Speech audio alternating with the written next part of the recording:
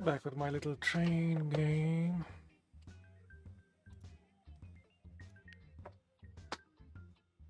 And so I'm not really in the mood of talking. Just going to let Alan Watts lecture flow over the stream, and that'll be that. Maybe I should even lower the music around here.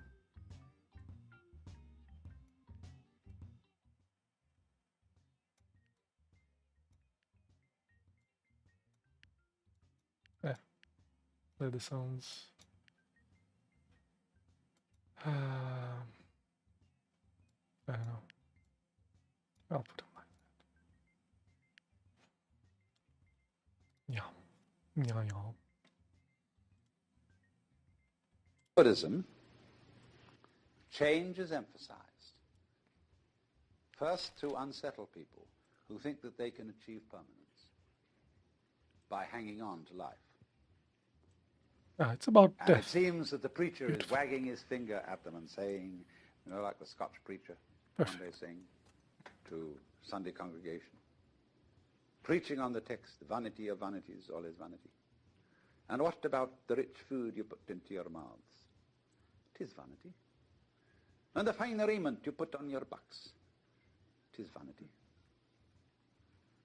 And all your playing around, going to golf instead of coming to the church or the Sabbath? 'Tis vanity. And you'll be spending all your lives devoted to vanity. And the last day will come, the day of your death, and because you've devoted your life to vanity, you'll go down to the burning, fiery, brimstone pits of hell. And there you look up and say unto the Lord, oh Lord, I didn't know it. Oh Lord, I wouldn't have devoted my life to vanity if I'd known it. Oh Lord. And the Lord, he'll look down, and he'll say unto you, out of his infinite mercy, well, you know it now.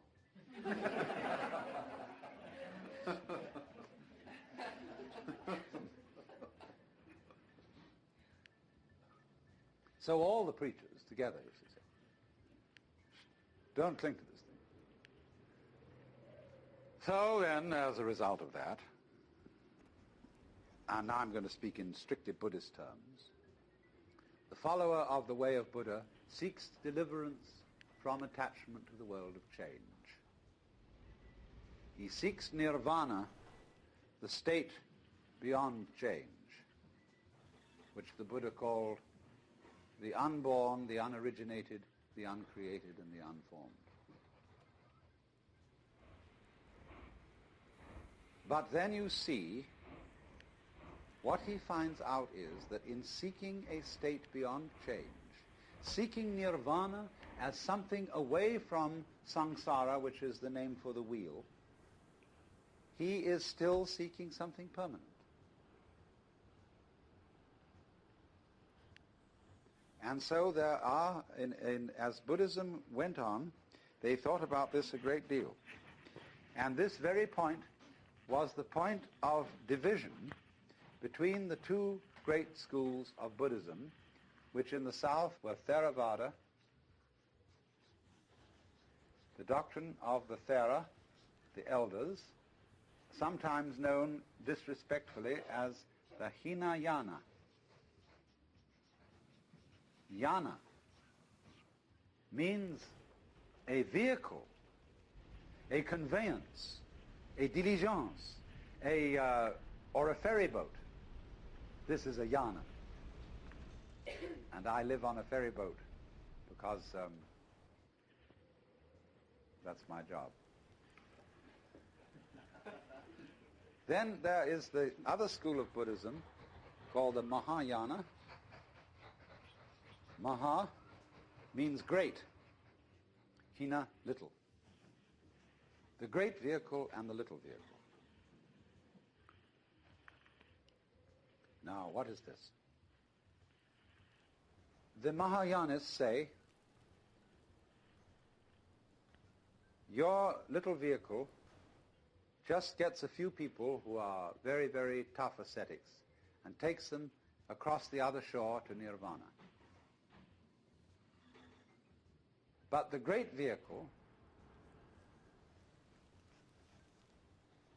shows people that nirvana is not different from ordinary life.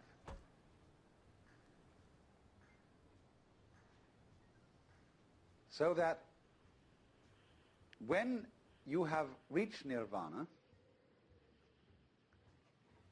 if you think, now I have attained it, now I have succeeded, now I have caught the secret of the universe, and I am at peace, you have only a false peace. You have become a stone Buddha. You have a new illusion of the changeless. So it is said that such a person is a pratyeka Buddha. That means private Buddha. I've got it all for myself. And in contrast with this kind of pratyeka Buddha, who gains nirvana and stays there, the Mahayanists use the word bodhisattva.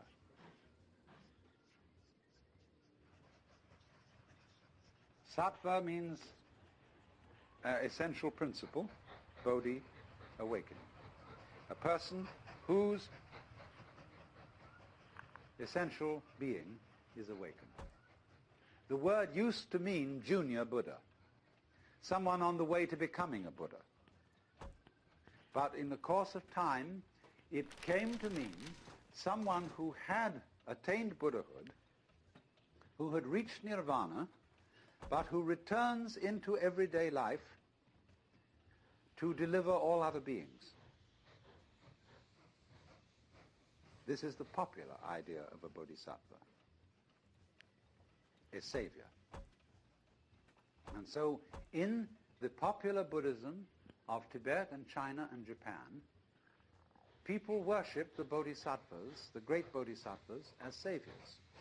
Say the hermaphroditic Kuan Yin. People love Kuan Yin because he could be a Buddha, but has come back into the world to save all beings. The Japanese call he, she, kanon. And they have in Kyoto an image of Kanon with 1,000 arms, radiating like a great aureole all round this great golden figure. And these 1,000 arms are 1,000 different ways of rescuing beings from ignorance. Kanon is a funny thing. I remember one night when I suddenly realized that Kanon was incarnate in the whole city of Kyoto. That this whole city was Kanon. That the police department, the taxi drivers, the fire department, the mayor and corporation, the shopkeepers, insofar as this whole city was a collaborate effort to sustain human life. However bumbling, however inefficient, however corrupt, it was still a manifestation of Kanon, with its 1,000 arms, all working independently, and yet one. So they revere those bodhisattvas as the saviors who've come back into the world to deliver all beings. But there is a more esoteric interpretation of this. The bodhisattva returns into the world. That means he has discovered that you don't have to go anywhere to find nirvana. Nirvana is where you are, provided you don't object to it. Change, and everything is change, nothing can be held on to. To the degree that you go with a stream, you see, you are still. You're flowing with it. But to the degree you resist the stream, then you notice that the current is rushing past you and fighting with you. So swim with it. Go with it. And you're there.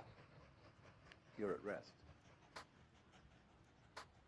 And this is, of course, particularly true when it comes to those moments when life really seems to be going to take us away. And the stream of change is going to swallow us completely. The moment of death. And we think, oh, this is it. This is the end. And so at death we withdraw. Say, no, not that. Not yet, please. But actually, the whole problem is that there really is no other problem for human beings than to go over that waterfall when it comes. Just as you go over any other waterfall. Just as you go on from day to day. Just as you go to sleep at night. Be absolutely willing to die. Now, I'm not preaching. I'm not saying you ought to be willing to die and that you should muscle up your courage and somehow put on a good front when the terrible thing comes. That's not the idea at all. The point is that you can only die well if you understand this system of waves. If you understand that your disappearance as the form in which you think you are you, your disappearance as this particular organism, is simply seasonal. That you are just as much the dark space beyond death as you are the light interval called life. These are just two sides of you. Because you is the total wave. See, you can't have half a wave. Nobody ever saw waves which just had crests. No troughs. So you can't have half a human being who is born but doesn't die. Half a thing. That would be only half a thing. But the propagation of vibrations, and life is vibration, it simply goes on and on, but its cycles are long cycles and short cycles. Space, you see, is not just nothing. If I could magnify my hand to an enormous degree so that you could see all the molecules in it, I don't know how far apart they would be, but it seems to me they would be something like tennis balls in a very, very large space. And you'd look, when I moved my hand like this, and say, for God's sake, look at all those tennis balls. They're all going together. Crazy. And there are no strings tying them together. Isn't that queer? No, but there's space going with them. And space is a function of, or it's an inseparable aspect of, whatever solids are in the space. That is the clue, probably, to what we mean by gravity. We don't know yet. So in the same way, when those marvelous sandpipers come around here, the little ones, while they're in the air flying, they have one mind. They move all together. When they alight on the mud, they become individuals and they go picking around for worms or something. But one click of the fingers and all those things are going zip into the air. They don't seem to have a leader because they don't follow when they turn. They all turn together and go off in another direction. Amazing. But they're like the molecules in my hand. So then you see, here's the principle. When you don't resist change, I mean over-resist. I don't mean being flabby. When you don't resist change, you see that the changing world, which disappears like smoke, is no different from the nirvana world. Nirvana, as I said, means breathe out. Let go of the breath. So in the same way, don't resist change. It's all the same principle. So the Bodhisattva saves all beings, not by preaching sermons to them, but by showing them that they are delivered, they are liberated by the very fact of not being able to stop changing. You can't hang on to yourself. You don't have to try not to hang on to yourself. It can't be done, and that is salvation. Memento mori, be mindful of death. Gurdjieff says in one of his books that the most important thing for anyone to realize is that you and every person you see will soon be dead. See, it sounds so gloomy to us because we have devised a culture fundamentally resisting death. I love the story of a conversation at an English country house at a dinner party where the hostess started up the question of death and asked the various guests what they thought was going to happen to them when they die. And some thought about reincarnation, and others thought about various kinds of different planes of being, and others thought they were going to be annihilated. But none of the guests had answered except Sir Roderick, who was a kind of a military type, but a very devout pillar of the Church of England. He was the church warden, chief of the vestry in the local country parish. And the lady said, Sir Roderick, you haven't said a word. What do you think is going to happen to you when you die? Oh, he said, I am perfectly certain that I shall go to heaven and enjoy everlasting bliss, but I wish you wouldn't indulge in such a depressing conversation.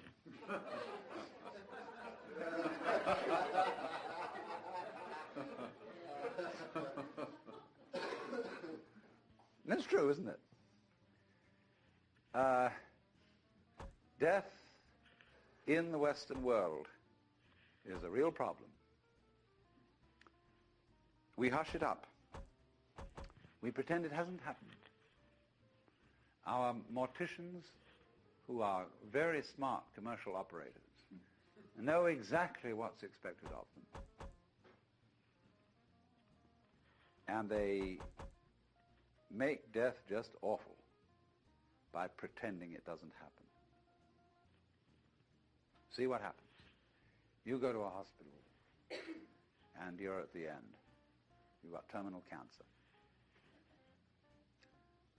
And all your friends come around and they wear false smiles and they say, cheer up, you'll be all right. In a few days from now, you'll be back home and we'll go out for a picnic again. The doctors have their bedside man. You see, a doctor is absolutely helpless with a terminal case because a doctor is, by social definition, a healer. And he's not allowed to help you die. He's out of role. Even though, I mean, he may sneak behind the rules and do it, but he's definitely, he's got to heal you. So he's going to keep you indefinitely on the end of tubes and all kinds of things, while there's a certain grave demeanor to all this, and all the nurses are so pleasant and so totally distant because they know this is death. And they mayn't be frank with you. That's why they feel distant. It's not that they're not concerned. It's not that they're heartless people, but that they just don't know how to be frank, like lots of people when they meet a drunk. They don't know what to do with a drunk because he's not behaving right. And so when you're dying, you're not behaving right. You're supposed to live. See, so we don't know what to do with a dying person. We don't get around that person and say, listen, man, listen, I've got the news for you. You're going to die. And this is going to be great.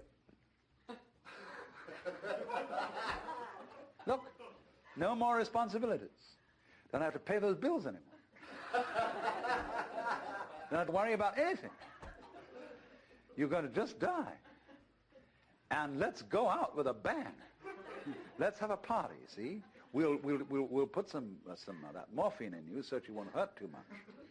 But we were going to prop you up in bed, and we're going to bring all our friends around, and we're going to have champagne, and you're going to die at the end of it, see?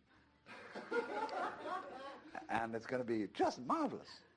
It's like being born, see? When we had birth problems, see, all women used to think that birth had to be painful. It was good for them.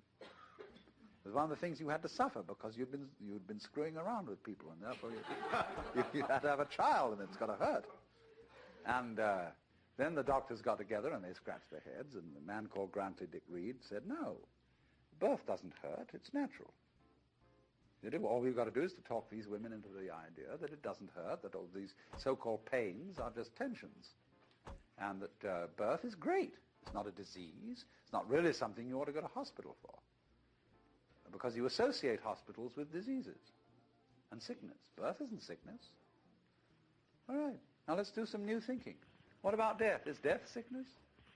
Or is it a healthy, natural event like being born? Of course it is. So, I mean, a little change in social attitude about this will fortify everybody else. I mean, if I'm alone and all my relatives are going, kind of pretending to me, it's going to be hard for me.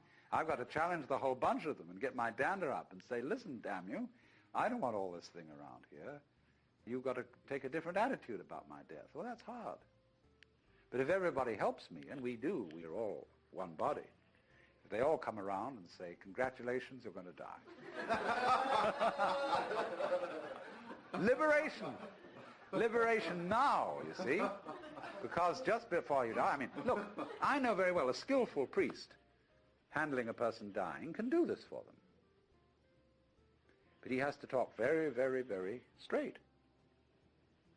And he has to say, listen, these doctors, don't you pay any attention to them. They're trying to amuse you and deceive you. You're going to die. This isn't terrible. But it's just going to be the end of you as a system of memories. And so you've got a great chance right now, before it happens, to let go of everything. Because you know it's going to go, and it is going to help you. It's going to help you let go of everything. So if you have any possessions left, give them away. Give everything away. And if you have anything to say that is you felt that you ought to say before you die and that you're kind of hanging on to and it's bothering you, say it. I mean, I don't mean necessarily a last confession, but say it said that Adlai Stevenson, shortly before he died, said that he had been making a monkey of himself because he didn't agree with the government's policy about something or other. You know, he had to get that off his chest because he had a little thought in the back of his mind that things were catching up with him, you see? So the moment comes when this thing called death has to be taken completely, not as some ghastly accident, something that all the friends are going to stay away because you're awful. I mean, sometimes people, when they die, are in a very unpleasant physical condition. They don't smell good, they don't look good, and so on. But an enormous amount can be done with scientific methods to make things reasonably tidy from a purely sensory point of view.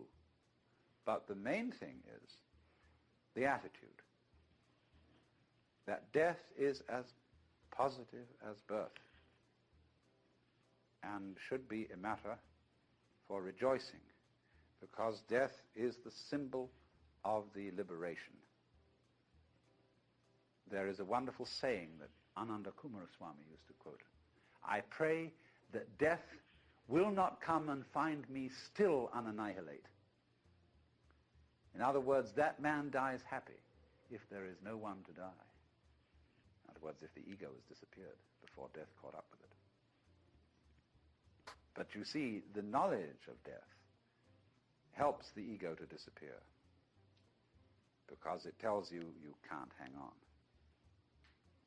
So what we need, if we're going to have a good religion around, that's one of the places where it can start. Having, I don't know, well, nowadays I suppose they'd call it the Institution for Creative Dying.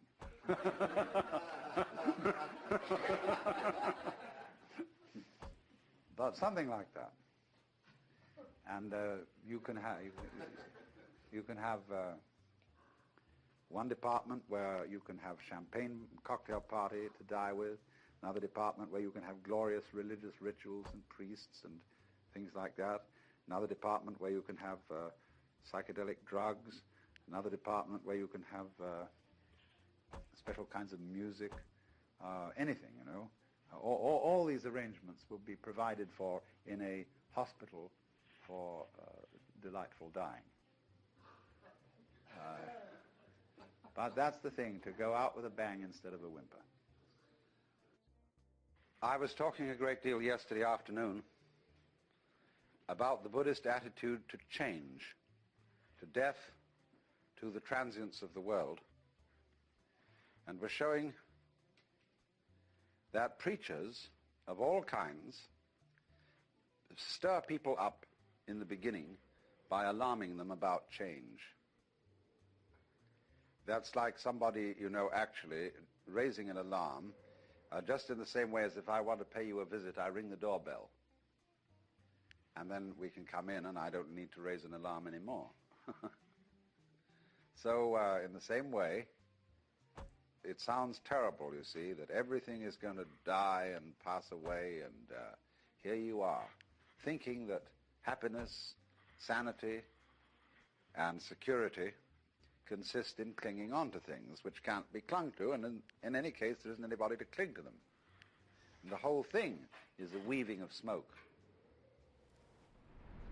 So that's the initial standpoint. But as soon as you really discover this and you stop clinging to change, then everything is quite different. It becomes amazing. And not only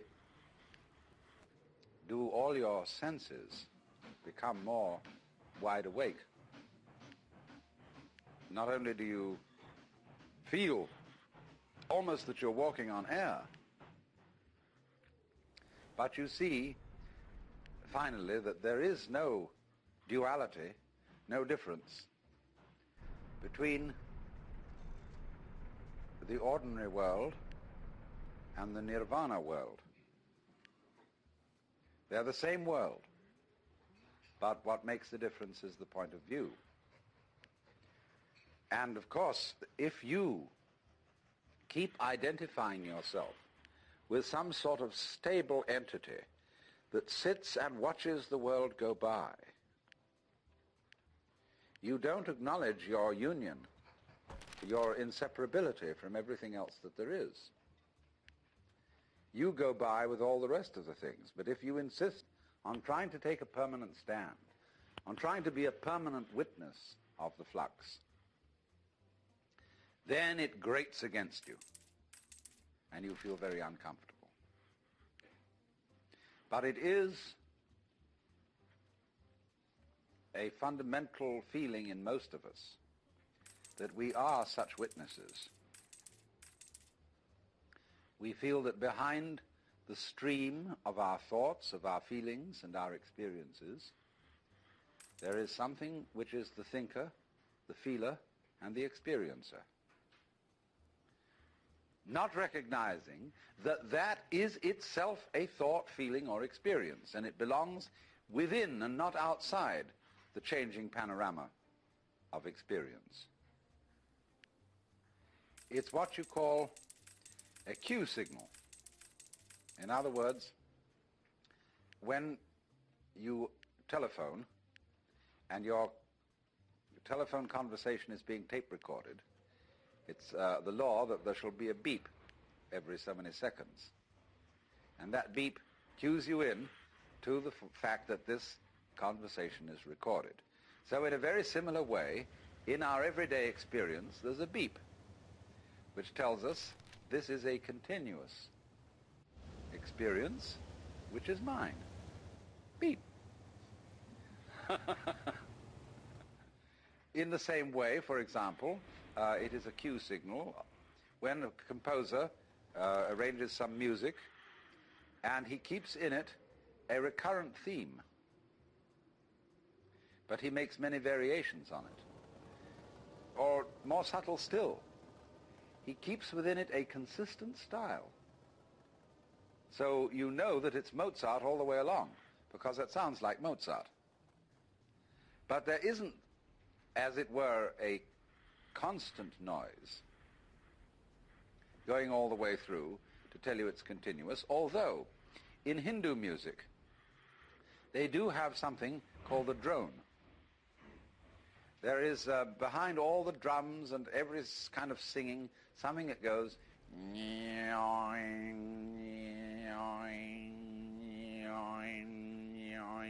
and it always sounds the note which is the tonic of the scale being used. But in Hindu music, that drone represents the eternal self, the Brahman, behind all the changing forms of nature. But that's only a symbol. And to find out what is eternal, you can't make an image of it, you can't hold on to it. And so it's psychologically more conducive to liberation to remember that the thinker or the feeler or the experiencer and the experiences are all together. They're all one. But if out of anxiety you try to stabilize, keep permanent the separate observer, you are in for conflict. Of course, the separate observer, the thinker of the thoughts, is an abstraction which we create out of memory. We think of the self, the ego, rather, as a repository of memories, a kind of safety deposit box or record or filing cabinet place where all our experiences are stored. Now, that's not a very good idea. It's more that memory is a dynamic system, not a storage system. It's a repetition of rhythms. And these rhythms are all part and parcel of the ongoing flow of present experience. In other words, first of all, how do you distinguish between something known now and a memory? Actually, you don't know anything at all until you remember it.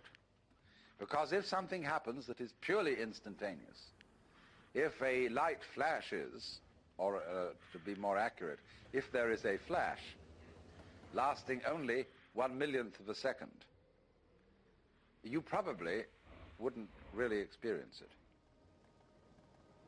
because it wouldn't give you enough time to remember it.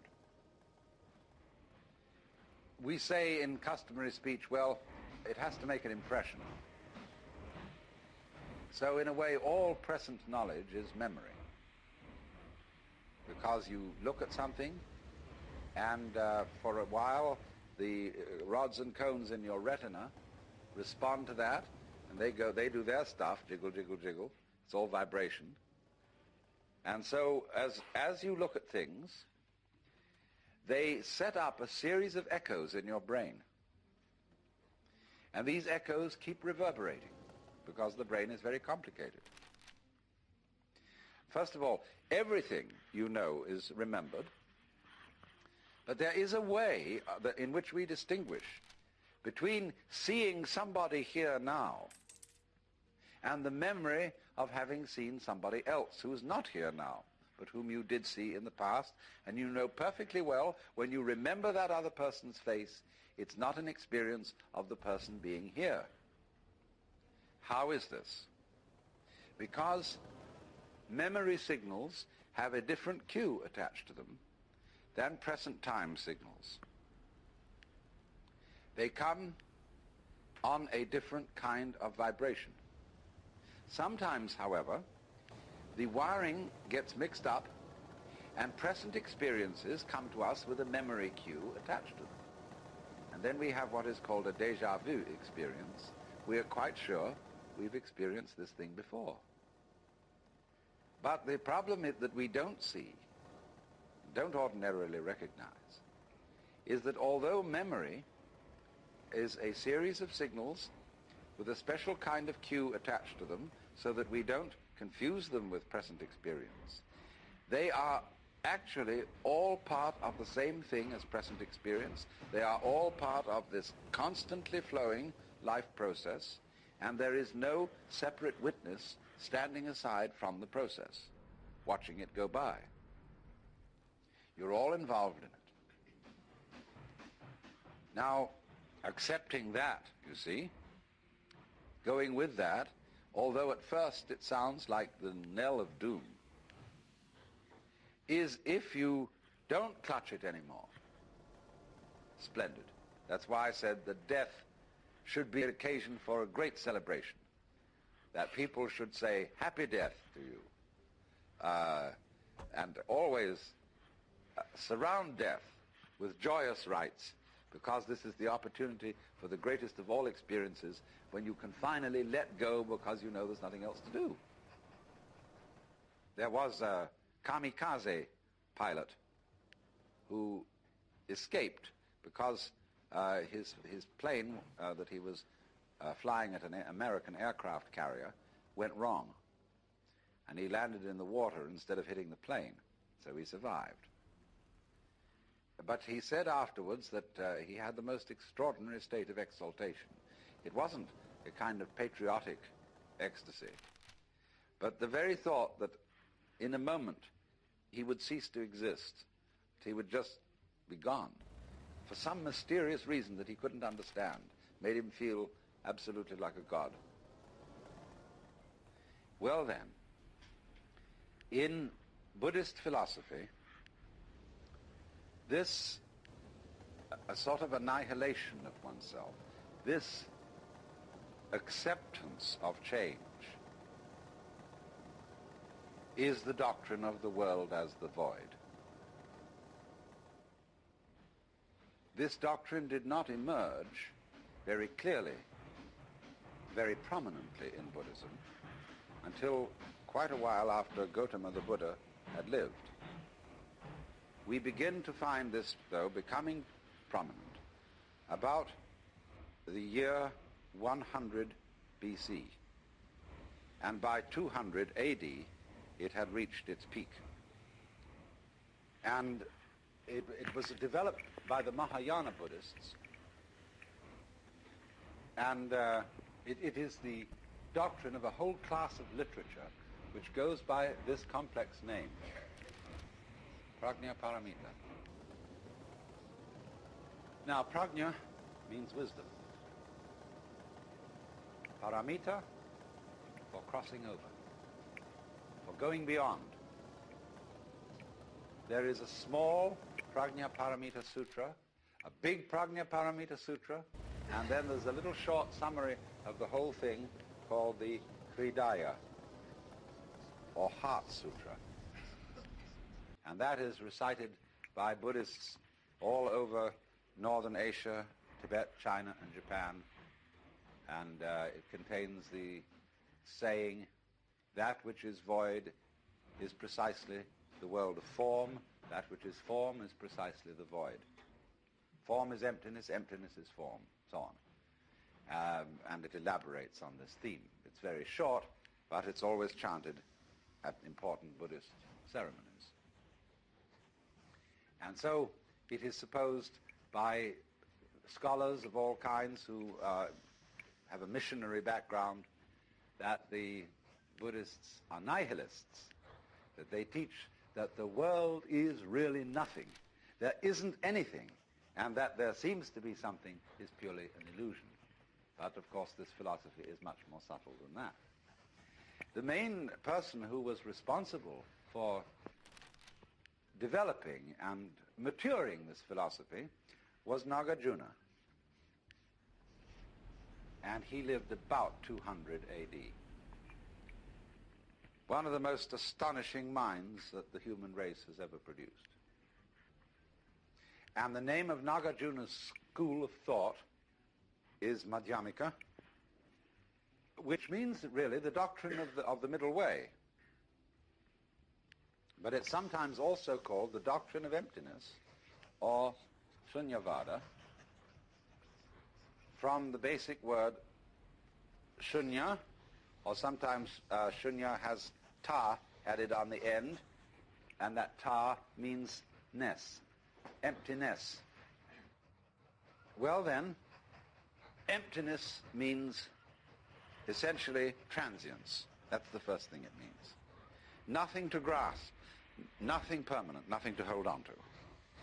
But it means this with special reference to ideas of reality, ideas of God, ideas of the self, the Brahman, anything you like.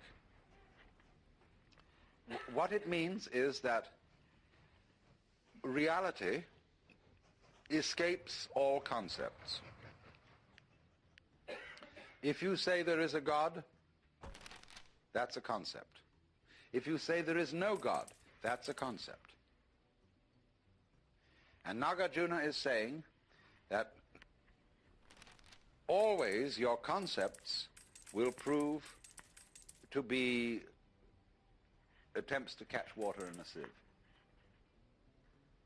or wrap it up in a parcel. So he invented a method of teaching Buddhism which was an extension of the dialectic method that the Buddha himself first used, and this became the great way of studying, especially at the University of Nalanda, which has been re-established in modern times, but of course it was destroyed by the Muslims when they invaded India. The University of Nalanda, where the dialectic method of enlightenment was taught.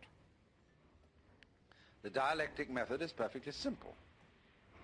It can be done with an individual student and a teacher, or with a group of students and a teacher. And you would be amazed how effective it is when it involves precious little more than discussion. Some of you, no doubt, have attended tea groups, blab labs, in which people are there and they don't know quite why they're there, and there's some sort of a so-called resource person to disturb them. And after a while, they get the most incredible emotions, and somebody tries to dominate the discussion of the group, say, and then the group kind of goes into the question of why he's trying to dominate it, and so on and so forth. Well, these were the original blab labs. And they have been repeated in modern times with the most startling effects. That is to say, the teacher gradually elicits from his participant students what are their basic premises of life. What is your metaphysic? In the sense, I'm not using metaphysic in a kind of a spiritual sense, but what are your basic assumptions? What real ideas do you operate on as to what is right and what is wrong, what is the good life and what is not? What arguments are you going to argue strongest? Where do you take your stand? The teacher soon finds this out for each individual concerned, and then he demolishes it. He absolutely takes away that person's compass. And so they start getting very frightened and say to the teacher, all right, I see now, of course I can't depend on this, but what should I depend on? And unfortunately, the teacher doesn't offer any alternative suggestions, but simply goes on to examine the question, why do you think you have to have something to depend on? Now, this is kept up over quite a period, and the only thing that keeps the students from going insane is the presence of a teacher who seems to be perfectly happy, but is not proposing any ideas. He's only demolishing them. So we get finally, not quite finally, to the void, the shunya. And what then? When you get to the void,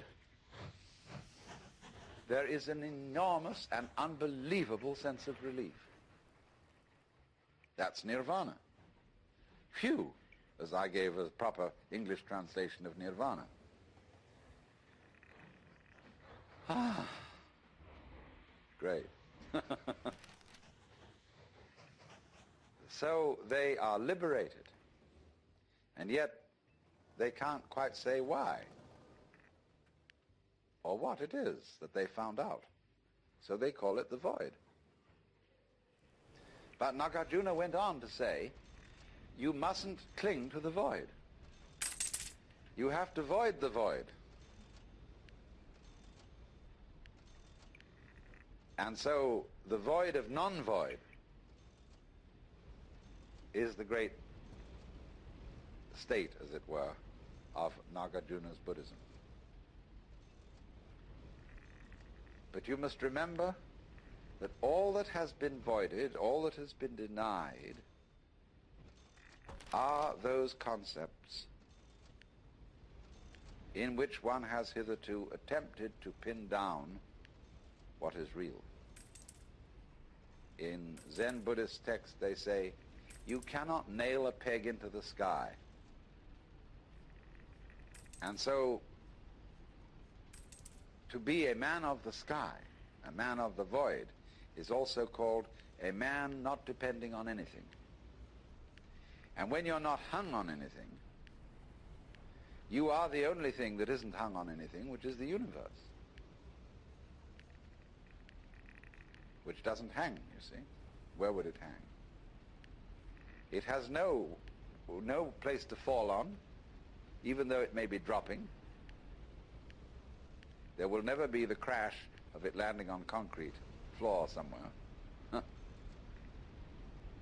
But the reason for that is that it won't crash below because it doesn't hang above.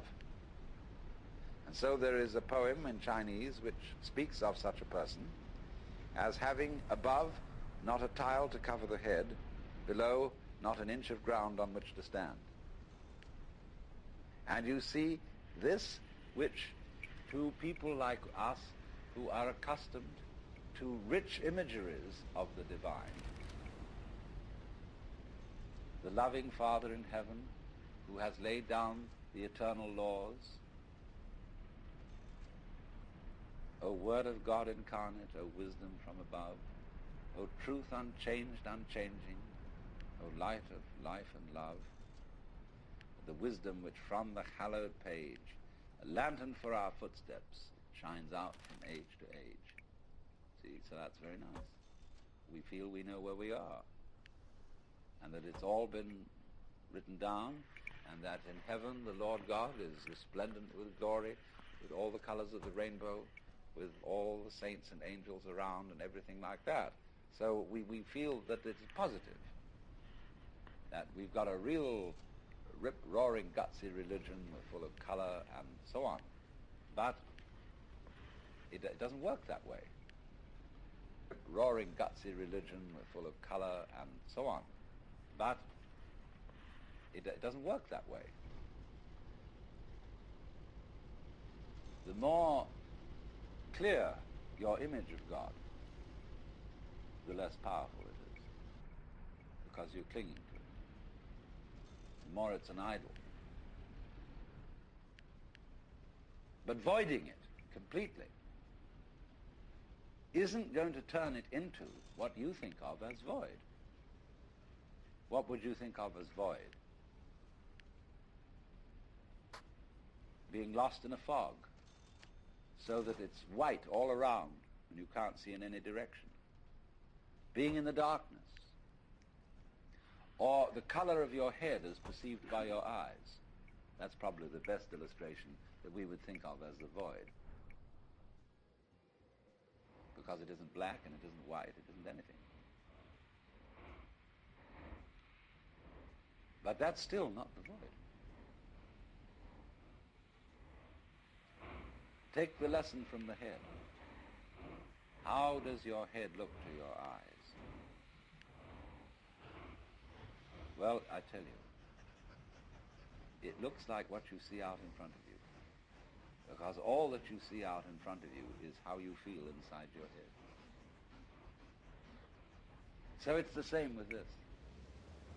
And so, for this reason, the great sixth patriarch, Huineng in China, said that it was a great mistake for those who were practicing Buddhist meditation to try to make their minds empty. And a lot of people tried to do that. They sat down and tried to have no thoughts whatever in their minds. And not only no thoughts, but no sense experiences. So they'd close their eyes, they'd plug up their ears, and generally go in for sensory deprivation. Well, sensory deprivation, if you know how to handle it, can be quite interesting. It'll have the same sort of results as taking LSD or something like that. And there are special labs made nowadays where you can be sensorily deprived to an amazing degree. But if you're a sort of a good yogi, this doesn't bother you at all. It'll send some people crazy. But if you dig this world, you can have a marvelous time in a sensory deprivation scene. Also, especially if they get you into a condition of weightlessness. Skin divers going down below a certain number of feet, I don't know exactly how far it is, but get a sense of weightlessness. And at the same time, this deprives them of every sense of responsibility. They become alarmingly happy. And they have been known to simply take off their masks and offer them to a fish. And of course they then drown. So if you skin dive, and you have to keep your eye on the time. You have to have a water watch or a friend who's got a string attached to you if you go down that far, and at a certain specific time you know you have got to get back. However happy you feel, and however much inclined to say, survival, what the hell's the point of that? And this is happening to the men who go out into space. They will increasingly find that they have to have automatic controls to bring them back. Quite aside that they can't change in any way from the spaceship. Now, isn't that interesting? Can you become weightless here? I said a little while ago that the person who really accepts transience begins to feel weightless. When Suzuki was asked, what is it like to have experienced Satori, enlightenment, he said it's just like ordinary everyday experience, but about 2 inches off the ground. Zhuangzi, the Taoist, said, it is easy enough to stand still. The difficulty is to walk without touching the ground. Now, why do you feel so heavy? It isn't just a matter of gravitation and weight. It is that you feel that you are carrying your body around. So there is a koan in Zen Buddhism. Who is it that carries this corpse around? And so when you feel, common speech expresses this all the time. Life is a drag. I feel I'm just dragging myself around. My body is a burden to me. To whom? To whom? That's the question. You see? And when there is nobody left for whom the body can be a burden, the body isn't a burden. But so long as you fight it, it is.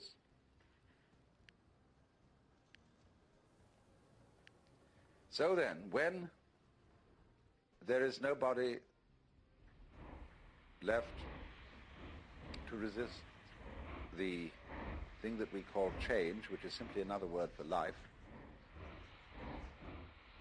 and when we dispel the illusion that we think our thoughts, instead of being just a stream of thoughts, and that we feel our feelings instead of being just feelings, it's like saying, to feel the feelings is a redundant expression. It's like saying, actually, I hear sounds, for there are no sounds which are not heard. Hearing is sound. Seeing is sight. You don't see sights. Sightseeing is a ridiculous word. You could just say either sighting or seeing, one or the other, but sightseeing is nonsense. So we keep doubling our words, and this doubling is comparable to oscillation in an electrical system where there's too much feedback, where you remember in the old-fashioned telephone, where the receiver was separate from the mouthpiece, the transmitter. If you wanted to annoy someone who was abusing you on the telephone, you could make them listen to themselves by putting the receiver to the mouthpiece. But it actually didn't have that effect. It set up oscillation. It started to howl. It could be very, very hard on the ears. The same way, if you turn a television camera at the monitor, that is to say, the television set in the studio, the whole thing will start to jiggle. The visual picture will be of oscillation, like that. And the same thing happens here. When you get to think that you think your thoughts, the you standing aside the thoughts has the same sort of consequence as seeing double. And then you think, can I observe the thinker thinking the thoughts? Or, I am worried, and I ought not to worry, but because I can't stop worrying, I'm worried because I worry. And you see where that could lead to. It leads to exactly the same situation that happens in the telephone, and that is what we call anxiety, trembling. But this discipline that we're talking about of Nagarjuna's abolishes anxiety, because you discover that no amount of anxiety makes any difference to anything that's going to happen.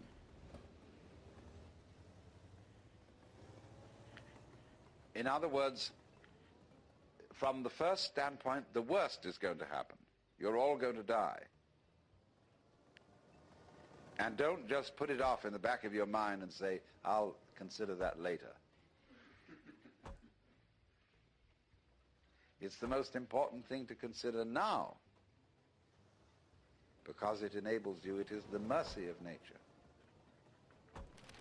because it's going to enable you to let go and not defend yourself all the time, waste all energies in self-defense. So this doctrine of the void is really the basis of the whole Mahayana movement in Buddhism. It's marvelous. The void, of course, is in Buddhist imagery symbolized by a mirror, because a mirror has no color and yet reflects all colors. When this man I talked to you of, Huineng, said that you shouldn't just try to cultivate a blank mind, what he said was this: the void, shunyata, is like space. Now, space contains everything. The mountains, the oceans, the stars, the good people and the bad people, the plants, the animals, everything. Now, the mind in us, the true mind, is like that. You will find that when Buddhists use the word mind, they've several words for mind, but I'm not going into the technicality at the moment. They mean space. See, space is your mind. It's very difficult for us to see that because we think we're in space and look out at it. There are various kinds of space. There's visual space, distance. There is audible space, silence. There is temporal space, as we say, between times. There is musical space, so-called distance between intervals, or the intervals between tones, rather. Quite a different kind of space than temporal or visual space. There's tangible space. But all these spaces, you see, are the mind. They're the dimensions of consciousness. And so, this great space, which every one of us apprehends from a slightly different point of view, in which the universe moves, this is the mind.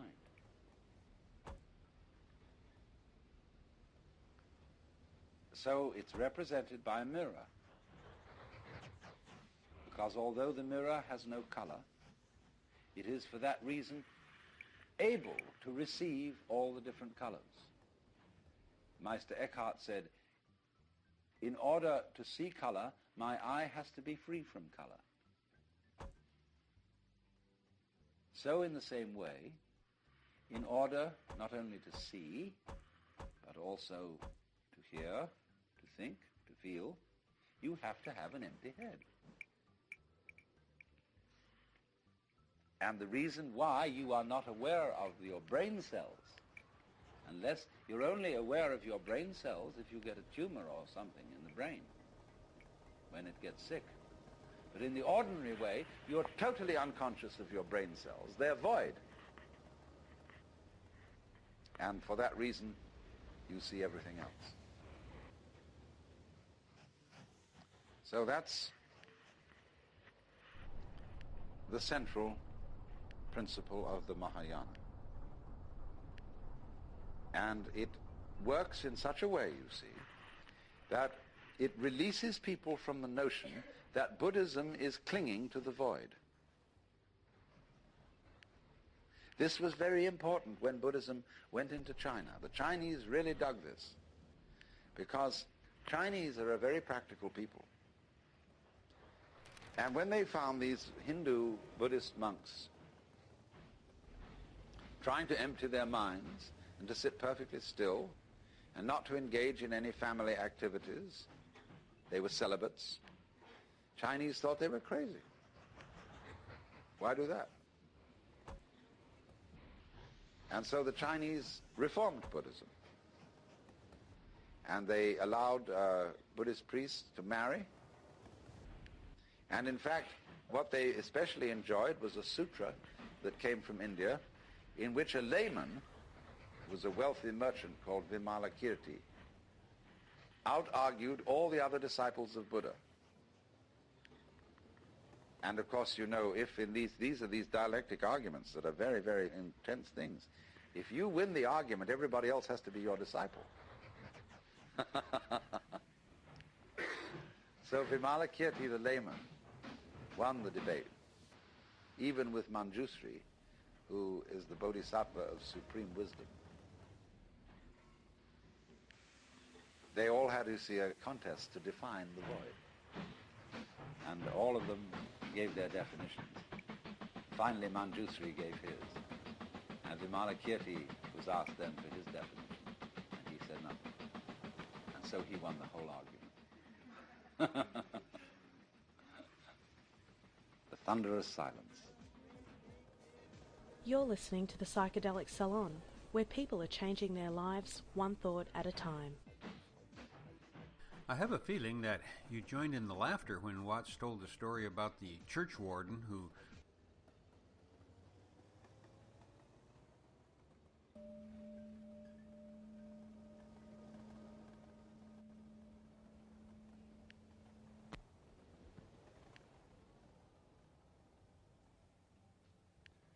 Welcome to my home.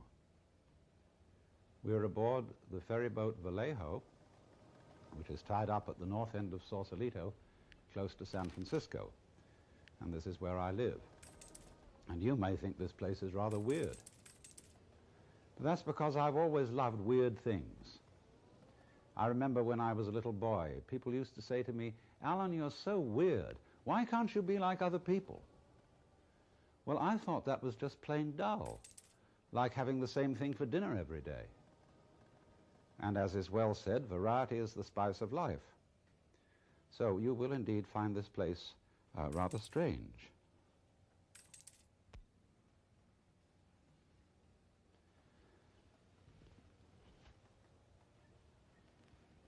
And some of the things that are weird because they are just obvious and nobody ever thinks of them. Some of the most fascinating scientific discoveries have been made by people who called ordinary common sense in question. Like anybody can see that the Earth is flat, and people know it's flat. And calling that fundamental assumption in question is really the beginning of geography. And when I think over the weirdest of all things I can think of, you know what it is? Nothing. The whole idea of nothing is something that has bugged people for centuries, especially in the West. Because we have a saying in Latin, ex nihilo nihil fit, which means that out of nothing comes nothing. You can't, in other words, get something out of nothing. And it's occurred to me that this is a fallacy of tremendous proportions that lies at the root of all our common sense, not only in the West, but in many parts of the East as well. And it comes up as a kind of terror of nothing, a put down on nothing, on everything to do with nothing, everything associated with nothing, such as sleep, passivity, rest, and even the feminine principle is often equated with the negative principle. Although women's lib people don't like that kind of thing, but when they get through understanding what I'm going to tell you, I don't think they'll object.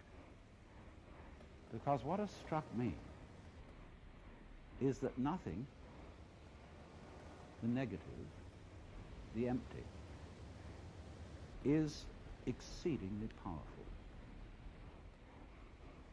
I would say not ex nihilo nihil fit, out of nothing comes nothing, but I would say you can't have something without nothing. So how do we basically begin to think about the difference between something and nothing? I can say, there is a cigar in my right hand and there is no cigar in my left hand. And so we get the idea of is here and isn't or empty here. But behind that, of course, lies the far more obvious contrast of solid and space. Now, we tend to think of space as nothing. When we talk about the conquest of space, there's a little element, notice, of hostility in that phrase. But actually, we're talking about the conquest of distance. Space as such, that is to say, whatever it is that lies between the Earth and the Moon and the Earth and the Sun, is considered, especially since the Michelson-Morley experiment, which proved there was no ether, is considered to be just nothing at all. But to suggest how very powerful and important this nothing at all is, let me point out to you that if you didn't have space, you couldn't have anything solid. To begin with, without space outside the solid, you wouldn't know where the solid's edges were.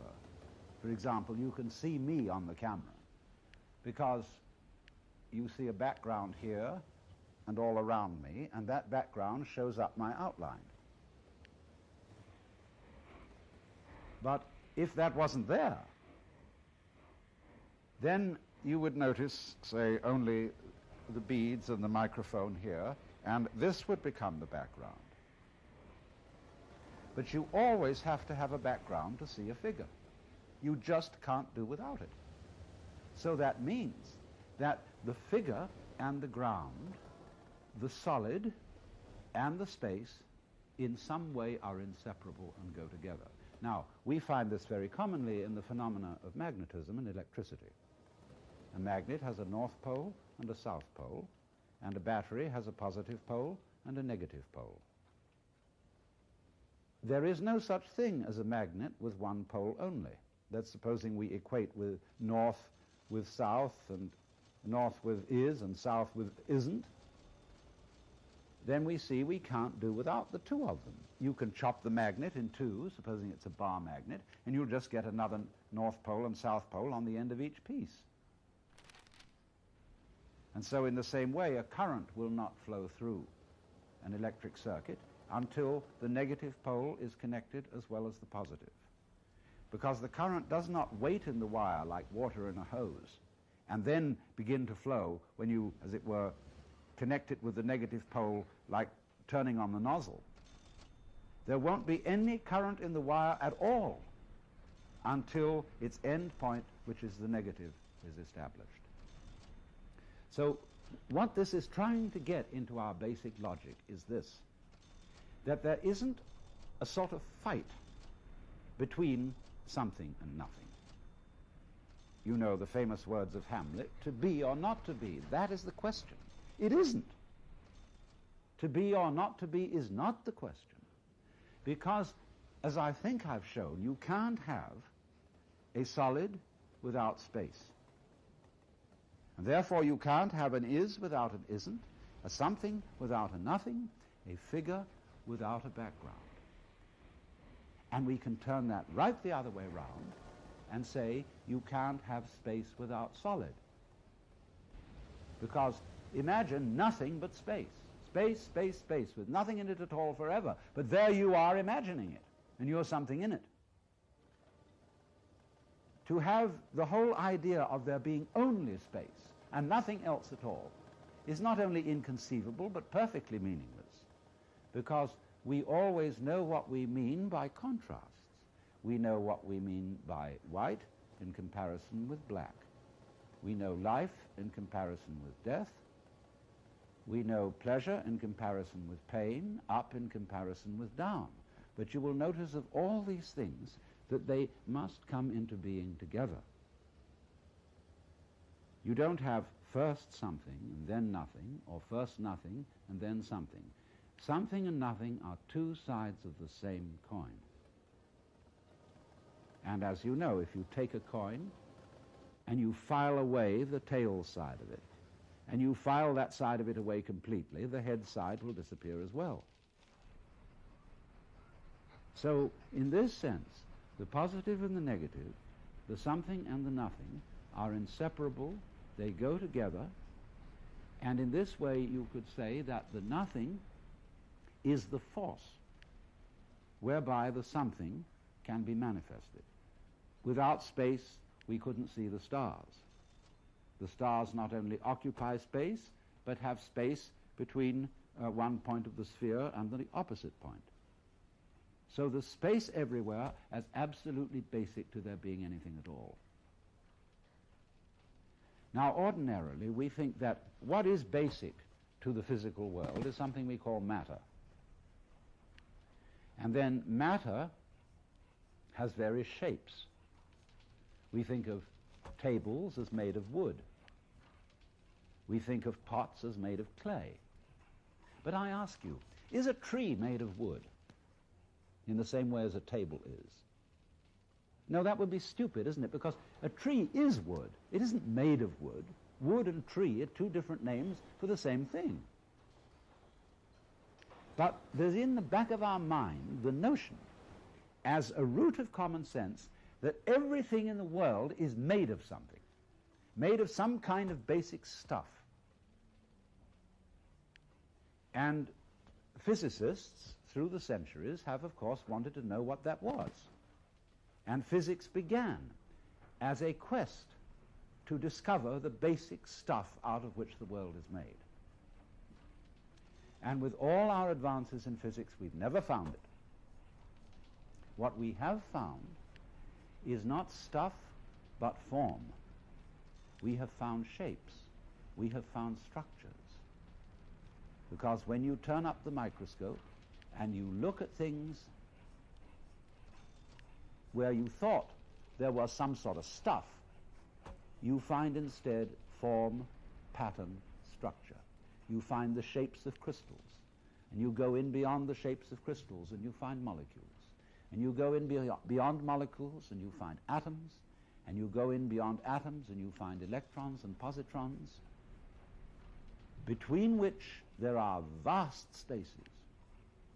And we can't make up our minds as to these electrons, whether they're waves or whether they're particles, and so we call them wavicles. But they're very tiny. And if you want to ask what stuff are electrons made of, we might be able to make a further analysis, but what we will come up with will never be stuff. It will always be a pattern, a moving pattern, which can be described and measured, but we never get to any stuff for the simple reason that there isn't any. You see, what stuff is, actually, is when you see something unclearly or out of focus, it becomes fuzzy. You know, we say stuffing in something like kapok in a cushion, or stuff like clay, because when we look at it with the naked eye, it looks just like goo. We can't make out any significant shape to it. But then when you put it under the microscope, you suddenly see shapes. It comes into clear focus as shape. And you can go on and on and on, looking into the nature of the world, and you will never find anything except form. Because think of stuff. Why, you wouldn't know how to talk about it, even if you found it. How would you describe what it was like? You couldn't say anything about a structure in it. You couldn't say anything about a pattern or a process in it, because it would be just absolute primordial goo. Well, what else is there besides form in the world? Obviously, between the shape, the significant shapes of any form, there is space. And space and form, in that sense, go together as the fundamental things we're dealing with in this universe. And that's why there's a Buddhist saying, really, the whole of Buddhism is based on this saying, which is, that which is void is precisely form, and that which is form is precisely void. And let me illustrate this to you in an extremely simple way. when you use the word clarity, what do you mean by clarity? What's the first thing you think of when I say clarity? Well, it might be a perfectly polished lens or mirror, or a clear day when there's no smog and the air is perfectly transparent, like space. Now, what's the next thing you think of? Clarity. The next thing you think of is form in clear focus. All the details articulate and perfect. So the one word clarity suggests to you these two apparently completely opposite things. The clarity of the lens or the mirror and the clarity of articulate form. And it is in this sense, then, you see, that the Buddhists say form is void, void is form. Or we could put it in another way. Instead of saying is, we could say implies. Or the word that I invented, goes with, spelled all in one. Like a front goes with a back. A male goes with a female, and so on. So form always goes with void. And there really isn't in this whole universe any stuff. Form, indeed, is inseparable from the idea of energy.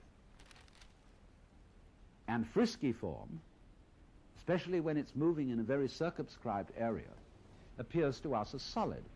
In the same way, for example, when you spin an electric fan, the empty spaces between the blades sort of disappear into a blur, and you can't push a pencil, much less your finger, through the fan. So in the same way, you can't push your finger through the floor, because the floor's going too fast. But basically, what you have down there is nothing except nothing and form in motion. I know there was a physicist at the University of Chicago. He was rather crazy, like some scientists. And this impressed him so much, the insolidity, the instability of the physical world, that he used to go around in enormous padded slippers, for fear he should fall through the floor. But here it is, this common sense notion that the world is made of some kind of stuff is shown to be a nonsense idea in the back of our minds. It isn't there at all, but instead form and emptiness.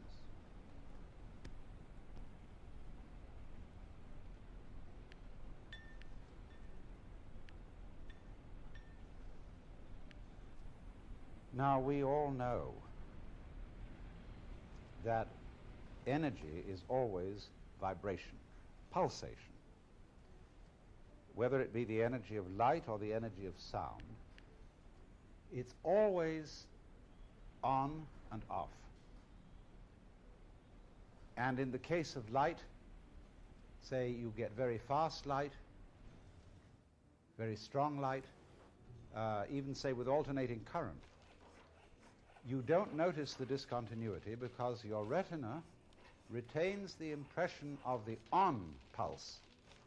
And so that carries over during the off pulse, and you don't notice the off pulse except in a slow light like an arc lamp. And it's exactly the same thing with sound. When you hear a high note that goes,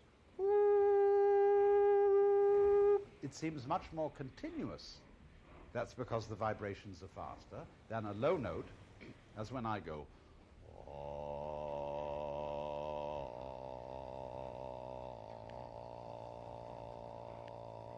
Now, in that, you can hear a kind of graininess. And that graininess is because you are hearing the rapid alternations of on and off on a lower note. So that all wave motion, then, is this process.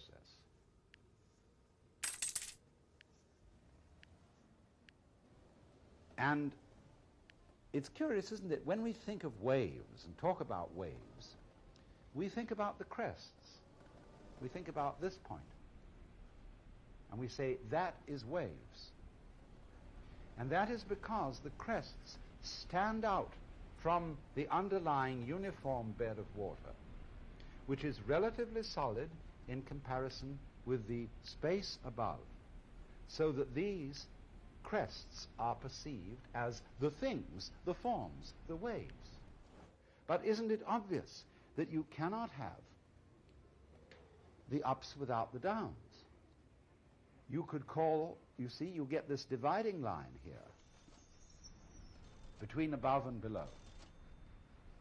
Now, isn't it obvious, first of all, you cannot have the emphasis called a crest, the concave, without the de-emphasis or convex called the trough. They necessarily go with one another, so as to have anything standing out, there must be, as it were, something standing down or standing back. So in this way, we must realize that if you had this part alone, the up part, that would not excite your senses in any way, because there would be no contrast. In other words, when sound comes upon your ear, the eardrum vibrates. When the on pulse of the sound comes, the eardrum is driven in a little. When the off succeeds, the eardrum comes out again. And so the eardrum wiggles. If you just pushed it in uniformly and left it there, you wouldn't hear anything. In the same way, if there is no sound and the eardrum is not being pushed at all, you have silence. But to have sound, you must have the alternation of sound, silence, sound, silence, sound, silence. And so you get that which you can hear on a very deep note. Now, the same thing is true of all life together. We shouldn't really contrast existence with non-existence, because actually existence is the alternation of to be and not to be, of positive and negative, of on and off. So you could say existence is eternal, if we are to consider existence as this alternation of now you see it, now you don't, now you see it, now you don't, now you see it, now you don't. It is that contrast that presents the sensation of there being anything at all. Now, in light and sound, these waves are extraordinarily rapid, so that we don't hear the interval between them. But there are other circumstances in which the waves are extraordinarily slow, as in the alternation of day and night, light and darkness, and the much vaster alternations of life and death, of the great slow cycles of the world. But these alternations are just as necessary to the being of the universe as in the very fast motions where we get it in light and in sound and in the sense of solid contact, where it's going so rapidly that we notice the continuity, or the is side, and we ignore the intervention of the isn't side. But it's there just the same, just as there are vast spaces within the very heart of the atom.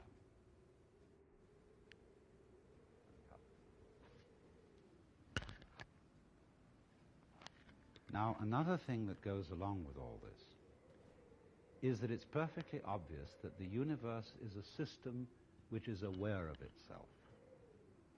In other words, we as living organisms are forms of the energy of the universe just as much as the stars and the galaxies. And through our sense organs, this system of energy becomes aware of itself. But there's a puzzle in this, which again relates back to our basic contrast between on and off and something and nothing, which is this: that the aspect of the universe which is aware of itself, that is to say, the aspect which, to put it in a very clumsy phrase, does the awaring, does not see itself. In other words, you can't look at your eyes with your eyes. You can't kiss your own lips. You can't bite your own teeth. You can't observe yourself in the act of observing. All scientists, neurologists, physicists have wanted to do that, but they can't do it. just as you can't touch the tip of this finger with the tip of this finger, no matter how hard you try.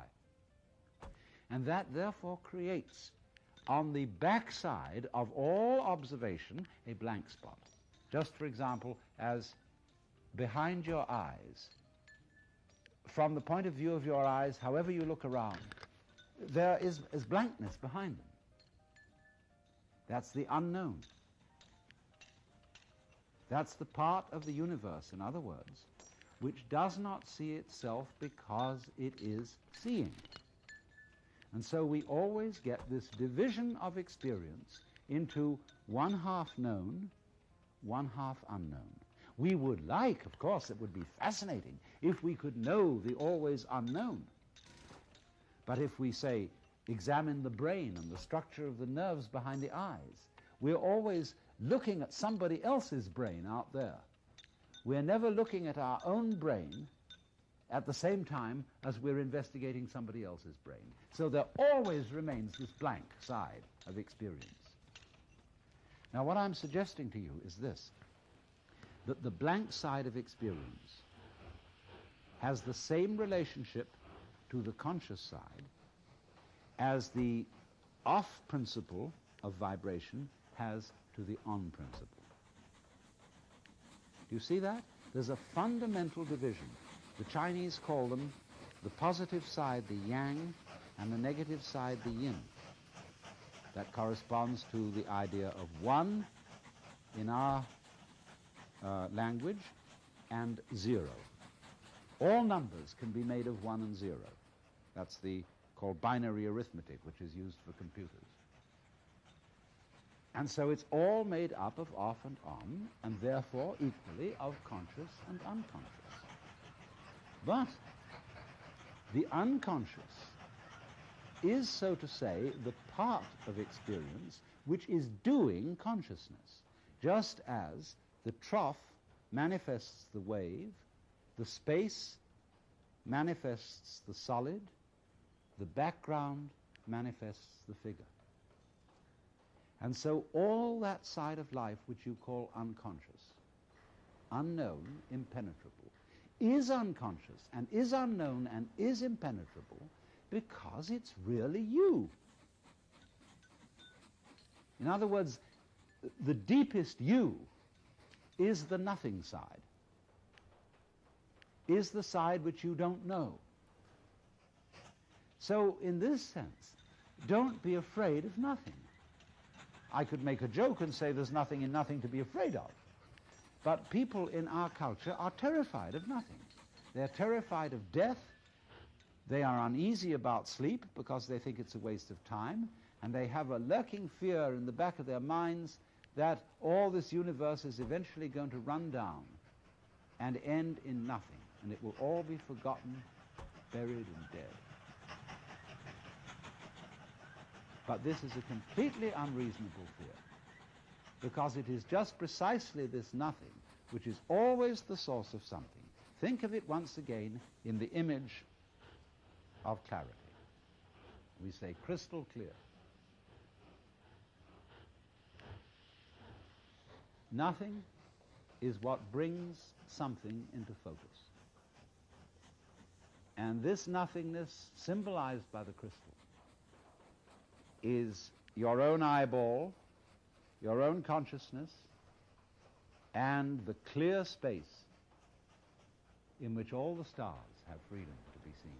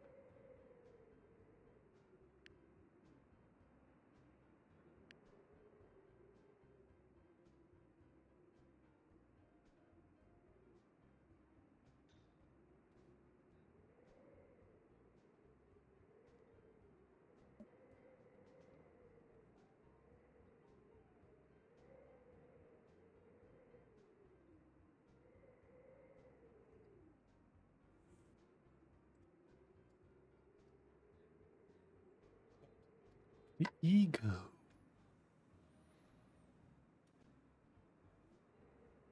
Good old ego.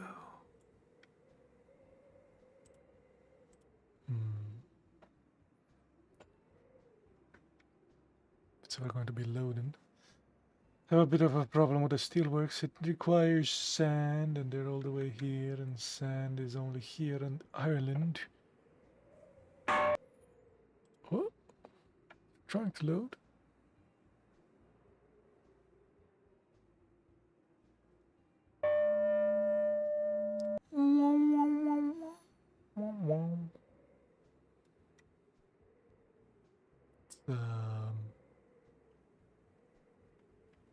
It's the file from the archive of the internet. It's probably where it's such a derpy load.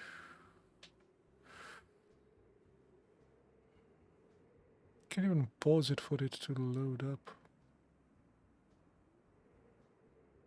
Silly player they have. Great site, silly player. Let me see. Oh, I can. Yeah, works kind of badly. Silly player though. Great site, silly player.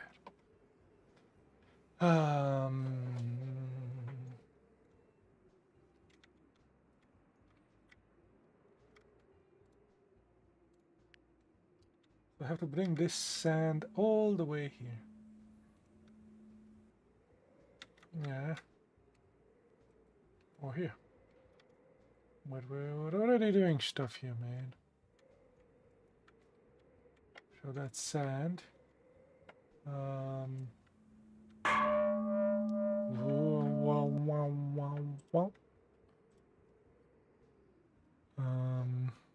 Hopefully this thing is gonna load, or I'll pick something else.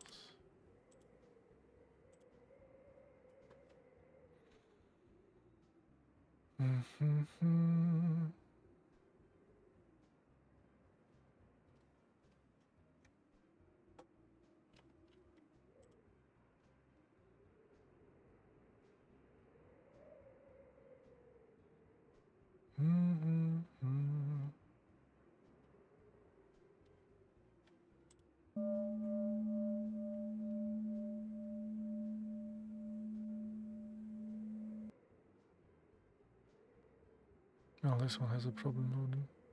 Let's try the next one.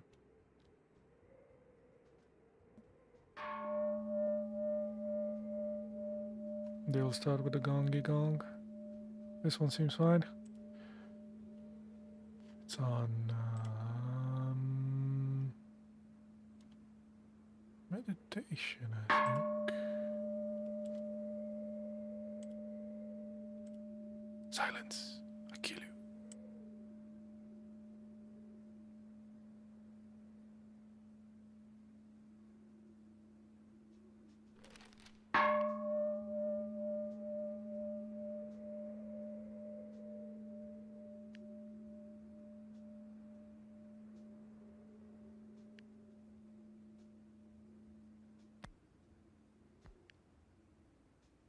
The art of meditation is a way of getting into touch with reality. And the reason for it is that most civilized people are out of touch with reality because they confuse the world as it is with the world as they think about it and talk about it and describe it. For on the one hand, there is the real world, and on the other, a whole system of symbols about that world which we have in our minds. These are very, very useful symbols. All civilization depends on them. But like all good things, they have their disadvantages, and the principal disadvantage of symbols is that we confuse them with reality, just as we confuse money with actual wealth, and our names about ourselves, our ideas of ourselves, our images of ourselves with ourselves. Now, of course, reality, from a philosopher's point of view, is a dangerous word, A philosopher will ask me, what do I mean by reality? Am I talking about the physical world of nature? Or am I talking about a spiritual world? Or what? And to that I have a very simple answer. When we talk about the material world, that is actually a philosophical concept. So in the same way, if I say that reality is spiritual, that's also a philosophical concept. And reality itself is not a concept. Reality is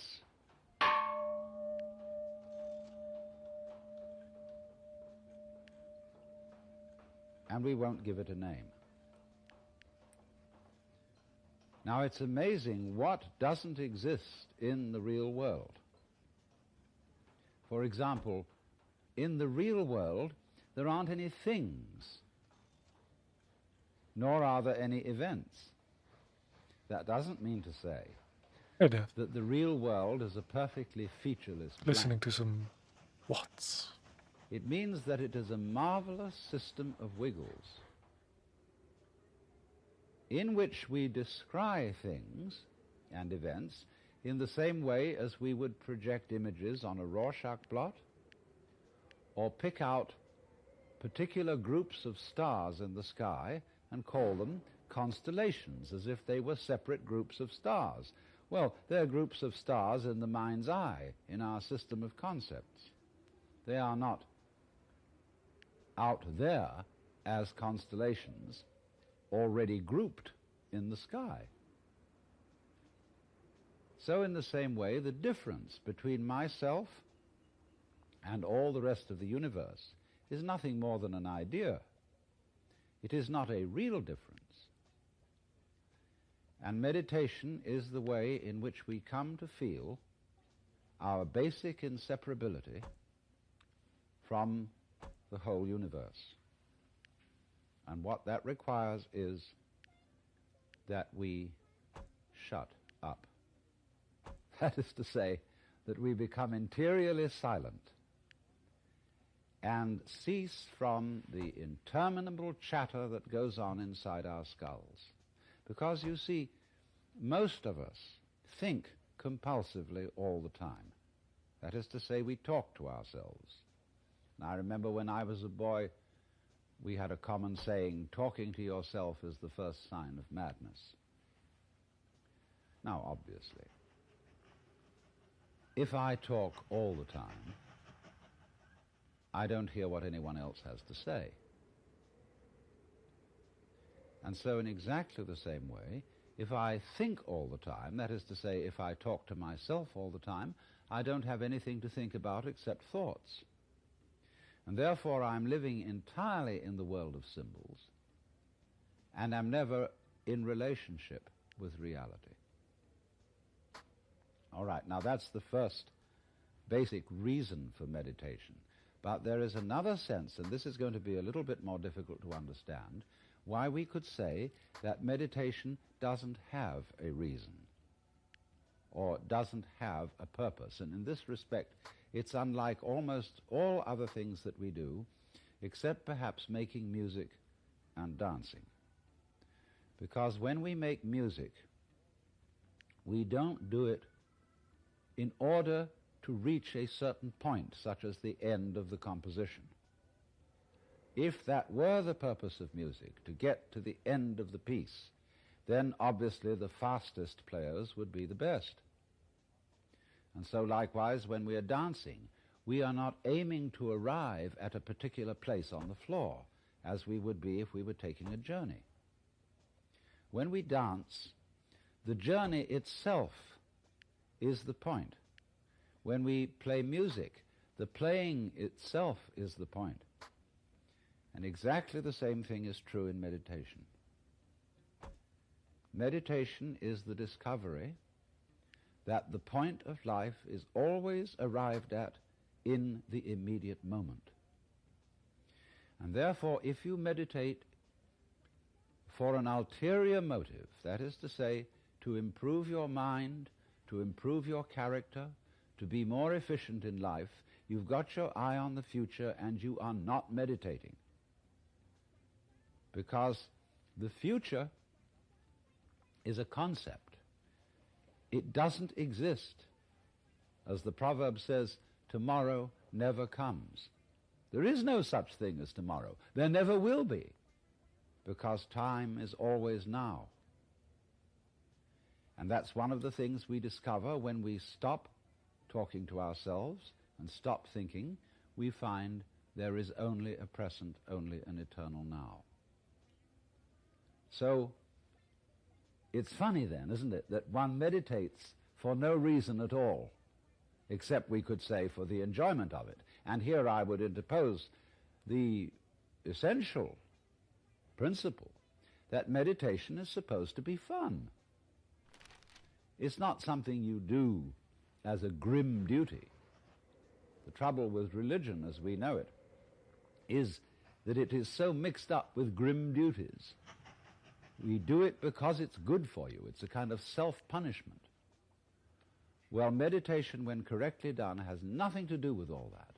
It's a kind of digging the present. It's a kind of grooving with the eternal now. And brings us into a state of peace where we can understand that the point of life, the place where it's at, is simply here and now. Well, now, in the art of meditation, there are various props, supports. One thing that we are going to use as a means of stilling chatter in the mind is pure sound. And for that reason, it's useful to have a gong. This is a Japanese Buddhist gong made of bronze and shaped like a bowl. If you don't have one of these, you can get the rounded end of an oxygen tank. Have a machinist saw it off roughly into the shape of a bowl and use that. Or you can use your own voice, chanting. Another prop in meditation is the use of incense. And that is because the sense of smell is our repressed sense, and because it's our repressed sense, it has a very powerful influence on us. And therefore we associate certain smells with certain states of mind. And so the smell of incense is associated with peace and contemplation, and so it's advantageous to burn incense in meditation. The other prop is a string of beads. And these beads are used in meditation for an unconscious method of timing yourself. Instead of looking at a watch, you move a bead each time you breathe in and out, so that at a certain rate, you see, there are always 108 beads on a rosary. And when you get to slow breathing, halfway around the rosary is about 40 minutes. And that is the usual length of time for which one sits in meditation, because otherwise you get uncomfortable and you get stiff legs and problems of that kind. Now then, the other thing, first of all, that we have to go into is how does one sit in meditation?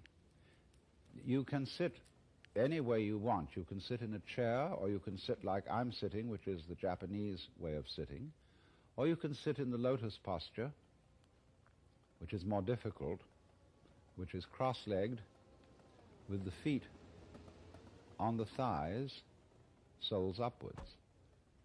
And the younger you start that in life, the easier you'll find it to do. Or you can just sit cross-legged on a raised cushion above the floor. Now the point of this is that if you keep your back erect, I don't mean stiff like this, nor slumped like this, but just easily erect, you are centered and easily balanced, and you have a feeling of being thoroughly rooted to the ground. And that sort of physical stability is very important for the avoidance of distraction and generally feeling settled. Here and now, j'y suis, j'y reste, as the French say. I'm here and I'm going to stay. Well, now, the easiest way to get into the meditative state is to begin by listening. If you simply close your eyes and allow yourself to hear all the sounds that are going on around you, just listen to the general hum and buzz of the world as if you were listening to music. Don't try to identify the sounds you're hearing. Don't put names on them. Simply allow them to play with your eardrums. And let them go. In other words, you could put it, let your ears hear whatever they want to hear. Don't judge the sounds. There are no, as it were, proper sounds or improper sounds, and it doesn't matter if somebody coughs or sneezes or drops something. It's all just sound. And if I am talking to you right now and you're doing this, I want you to listen to the sound of my voice just as if it were noise. Don't try to make any sense out of what I'm saying, because your brain will take care of that automatically. You don't have to try to understand anything. Just listen to the sound. As you pursue that experiment, you will very naturally find that you can't help naming sounds, identifying them, that you will go on thinking, that is to say, talking to yourself inside your head automatically. But it's important that you don't try to repress those thoughts by forcing them out of your mind, because that will have precisely the same effect as if you were trying to smooth rough water with a flat iron. You're just going to disturb it all the more. What you do is this. As you hear sounds coming up in your head, thoughts, you simply listen to them as part of the general noise going on, just as you would be listening to the sound of my voice, or just as you would be listening to cars going by or to birds chattering outside the window. So look at your own thoughts as just noises. And soon you will find that the so-called outside world and the so-called inside world come together. They are a happening. Your thoughts are a happening, just like the sounds going on outside. And everything is simply a happening, and all you're doing is watching it. Now, in this process, another thing that is happening that is very important is that you're breathing. And as you start meditation, you allow your breath to run just as it wills.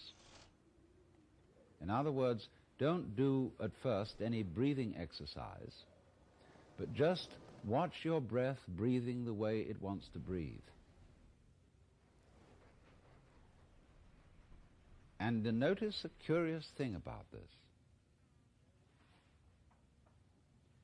You say in the ordinary way, I breathe, because you feel that breathing is something that you are doing voluntarily, just in the same way as you might be walking or talking. But you will also notice that when you are not thinking about breathing, your breathing goes on just the same. So the curious thing about breath is that it can be looked at both as a voluntary and an involuntary action. You can feel on the one hand, I am doing it, and on the other hand, it is happening to me. And that is why breathing is a most important part of meditation, because it is going to show you, as you become aware of your breath, that the hard and fast division that we make between what we do on the one hand and what happens to us on the other is arbitrary. So that as you watch your breathing, you will become aware that both the voluntary and the involuntary aspects of your experience are all one happening. Now that may at first seem a little scary, because you may think, well, am I just the puppet of a happening, the mere passive witness of something that's going on completely beyond my control? Or on the other hand, am I really doing everything that's going along? Well, if I were, I should be God. And that would be very embarrassing, because I would be in charge of everything. That would be a terribly responsible position. The truth of the matter, as you will see it, is that both things are true. You can see it that everything is happening to you, and on the other hand, you're doing everything. For example, it's your eyes that are turning the sun into light.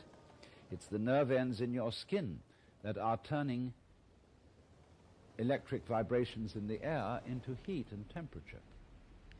It's your eardrums that are turning vibrations in the air into sound, and in that way you are creating the world. But when we're not talking about it, when we're not philosophizing about it, then there is just this happening, and we won't give it a name. Now then, when you breathe for a while, just letting it happen, and not forcing it in any way, you will discover a curious thing, that without making any effort, you can breathe more and more deeply. In other words, supposing you simply are breathing out, and breathing out is important because it's the breath of relaxation, as when we say, whew, and heave a sigh of relief. So when you are breathing out, you get the sensation that your breath is falling out. Dropping, dropping, dropping out, with the same sort of feeling you have as if you were settling down into an extremely comfortable bed. And you just get as heavy as possible and let yourself go. And you let your breath go out in just that way. And when it's thoroughly, comfortably out and it feels like coming back again, you don't pull it back in, you let it fall back in, letting your lungs expand, expand, expand, until they feel very comfortably full, and you wait a moment and let it stay there, and then, once again, you let it fall out. And so, in this way, you will discover that your breath gets quite naturally easier and easier, and slower, and more powerful. So that with these various aids, listening to sound, listening to your own interior feelings and thoughts, just as if they were something going on, not something you're doing, but just happenings, and watching your breath as a happening that is neither voluntary nor involuntary, you are simply aware of these basic sensations, then you begin to be in the state of meditation. But don't hurry anything. Don't worry about the future. Don't worry about what progress you're making. Just be entirely content to be aware of what is. Don't be terribly selective, particular, say, I should think of this and not of that. Just watch whatever is happening. Now then, to make this somewhat easier, to have the mind free from discursive, verbal thinking, sound or chanted sound is extremely useful. If you, for example, simply listen to the gong,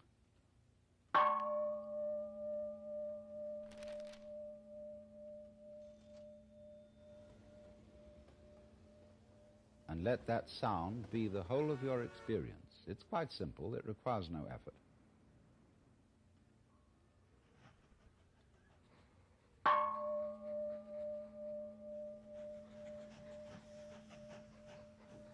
And then along with that, especially if you don't have a gong, we can use what are called in the Sanskrit language mantra. Mantra are chanted sounds which are used not so much for their meaning as for the simple tone. And they go along with that easy kind of slow breath. One of the basic mantras is, of course, the sound Om. That sound is used because if you spell it out, A-U-M, it runs from the back of your throat to your lips, and therefore it contains the whole range of the voice. And for that reason, it represents the total energy of the universe. This word is called the pranava, the name for the ultimate reality, for the than which there is no witcher. And so, in this way then, if you chant it,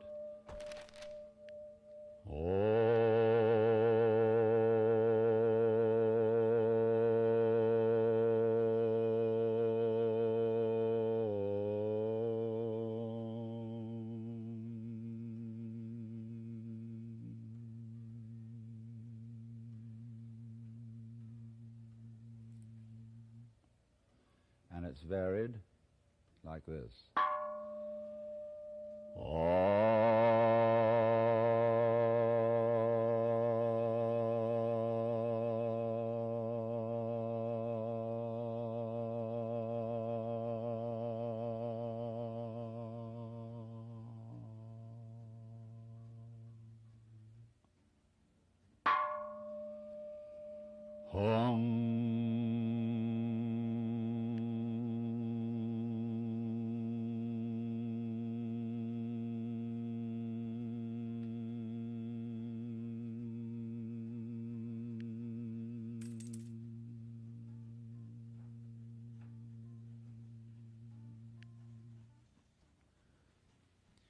And you can keep that up for quite a long time, and eventually you will find, as you go on chanting, that the words of the chant will simply have become pure sound.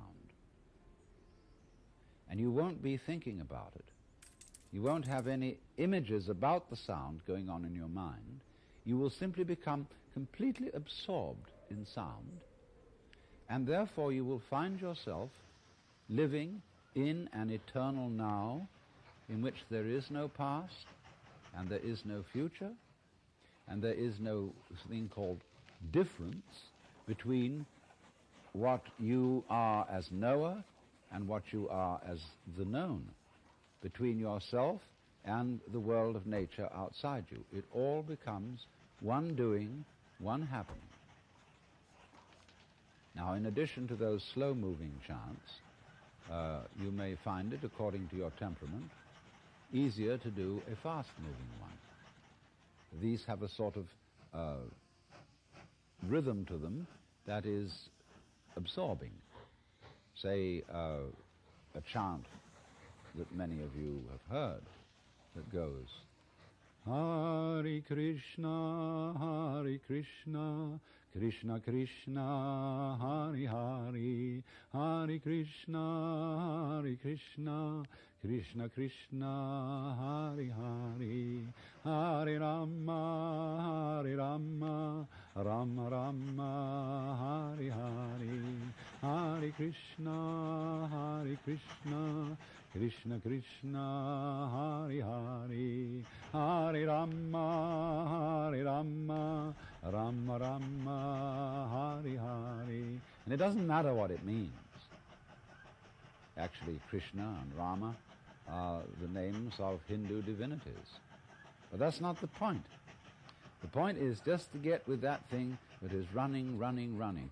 Hare Krishna, Krishna Krishna, Hare Hare, and so on. And if you're a Christian or a Jew and you feel more inclined to use a meditation word that is more congenial to you, you can use, say, Alleluia, Alleluia,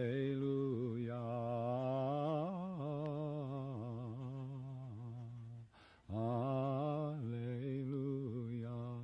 Alleluia,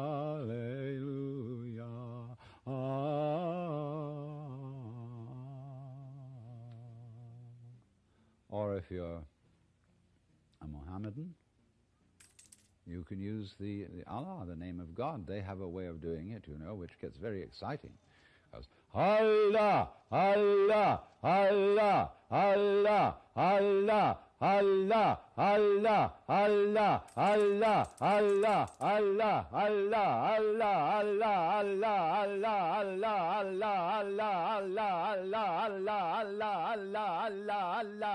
Allah, Allah, and it gets faster and faster. You can keep that up for 40 minutes. And you'll be out of your mind. But you see, to go out of your mind at least once a day is tremendously important, because by going out of your mind you come to your senses. And if you stay in your mind all the time, you are over-rational. In other words, you're like a very rigid bridge, which, because it has got no give, no craziness in it, is going to be blown down in the first hurricane.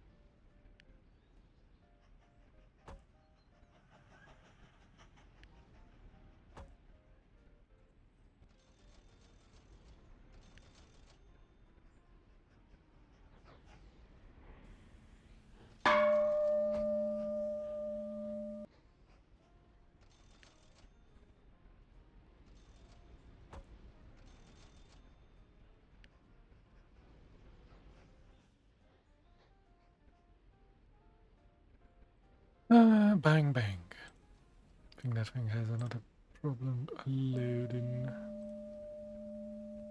Anyway, it's time for go. Hare Krishna and all that. We've kind of overextended with the money. We've been losing money.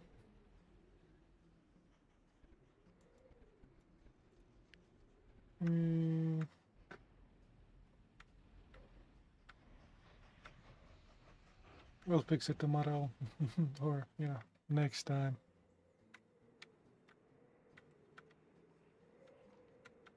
Too many of these trains that eat up money and not enough trains that make them.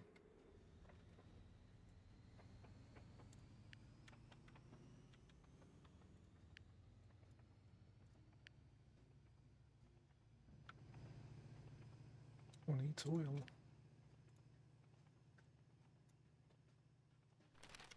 We're still in the plus making with the oil, even though I severely cut down on the trains. Yeah, I was so focused on making this work.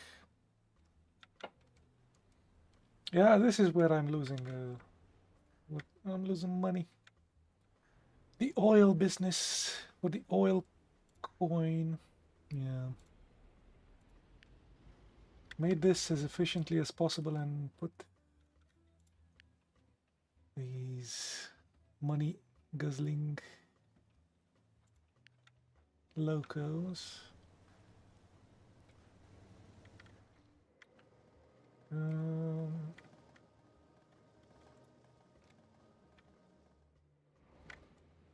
We were making like 400 a year. Now we're down to 50. We're so good. Oh no. So we're making 600 and we're actually eating some. We're eating like 200 with a couple of locos. Yeah, I need to raise the money we make from people. That's where the money is, the people. So good foundation of people we need to do up next. Time to destroy unprofitable trains. Yeah, we should do that as well. Only it's kind of hard to see which ones are unprofitable. I mean, is this one? The 82-year-old, not 90, 82-year-old train running with 20 miles per hour. Transported quite a lot of dudes. Just doesn't tell me yearly, you know. It used to. It would be like this year, last year, next year, whatever. 2 years ago.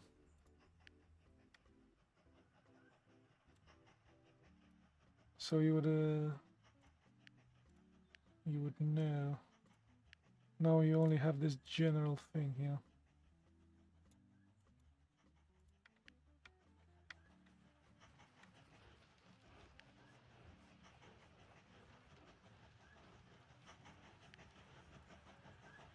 I think the stations have statistics.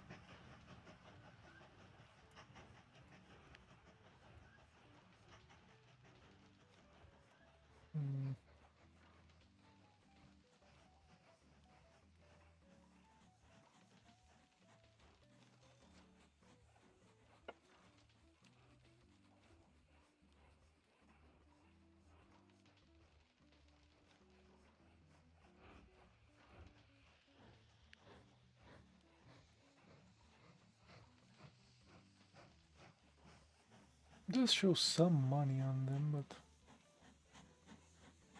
is that how much they make?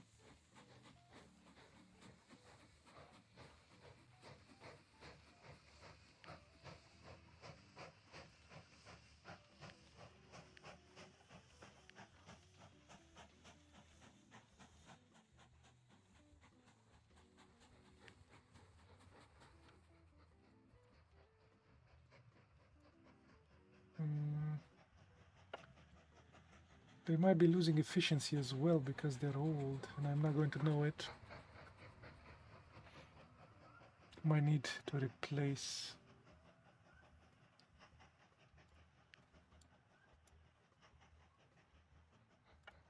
Yeah, I can send them to be replaced and stuff, which is going to be a nightmare.